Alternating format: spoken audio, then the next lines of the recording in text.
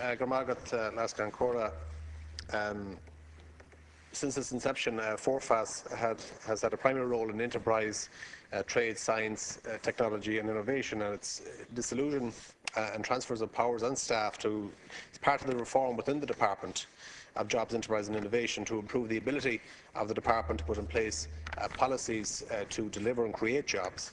And we must acknowledge that a lot of excellent staff within the Department of Jobs at the moment, and also a lot of excellent talent to be transferred from Forfás. The challenges to be met by the government's jobs and employment strategy change over time, and to the extent that the approaches adopted in the early 1990s are no longer perhaps best suited to the challenges we face today. The creation of Forfás and its subsequent successful operation over the years has proved that it was a successful policy at the time when it was established, and the reconfiguration of government departments and state agencies has meant that there is now an overlap in functions and tasks. The title of the bill, the Industrial Development Forfás Dissolution Bill, is somewhat misleading and could leave a person with the impression that Forfás in its entirety is being abolished. Of course, that's thankfully not the case. Rather, the bill creates a strategic policy division within the Department of Jobs, Enterprise and Innovation, which will undertake the core policy, advisory and research functions. The division will be free to concentrate on the policies that enhance our job creation efforts without the need to focus on administrative issues such as pension arrangements or other non-core functions. Another positive of bringing Forfás into the Department of Jobs, Enterprise and Innovation is that it becomes subject directly to parliamentary questions. One limitation of parliamentary questions is the delay which occurs when departments have to rely and relay the question to a state agency.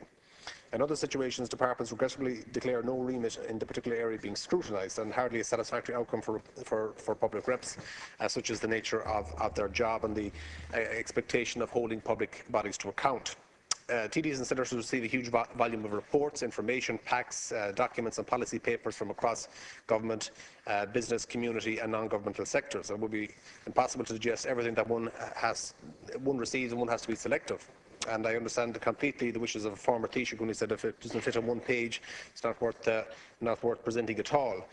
Forfás reports, in my view, have always stood out. The information contained in many of the reports compiled by the agency have always been presented in a clear, straightforward and direct manner with clear recommendations for action and areas requiring greater attention. Reports such as the Ireland's competitive scorecard, making it in Ireland future skills requirements of the manufacturing sector, and Ireland's construction sector outlook and strategic plan for 2015 are just some of the documents which I found to be very useful, informative and helpful in my role as a public representative, and also as a member of the Jobs, Enterprise and Innovation Committee. From reading the Forfás reports, one can immediately see the impact that these had on the design of the jobs action plans.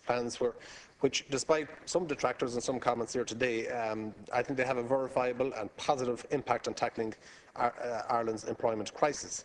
One of the recommendations contained in the Jobs Action Plan, that of the creation of a medical technology hub, took a significant step forward this week with the launch in Galway of Ireland's first facility licensed to manufacture human stem cells, a development which will lead to the running of clinical trials in the field of that science and will change medical treatment forever. Another minister was present in Galway at that. This is innovation in action and demonstrates what can be achieved when government, universities and business cooperates, and I'm certain that more innovations, more jobs and more benefits will accrue from this crucial first step in Galway. I hope Forfás's useful reports will continue to be compiled and distributed, that Forfás and its guides will continue its independent analysis, and scrutiny is also very welcome and encouraging.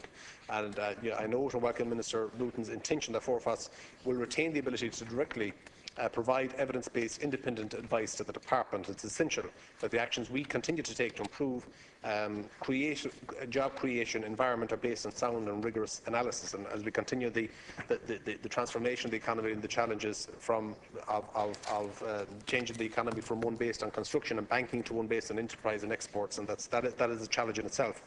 I also note and welcome the statement and the bill is based on improving the job creating effectiveness of the department and not a cost-saving exercise. This can be seen in the fact that staff numbers are being retained at present levels and staff members are being redeployed to various other sections of the department.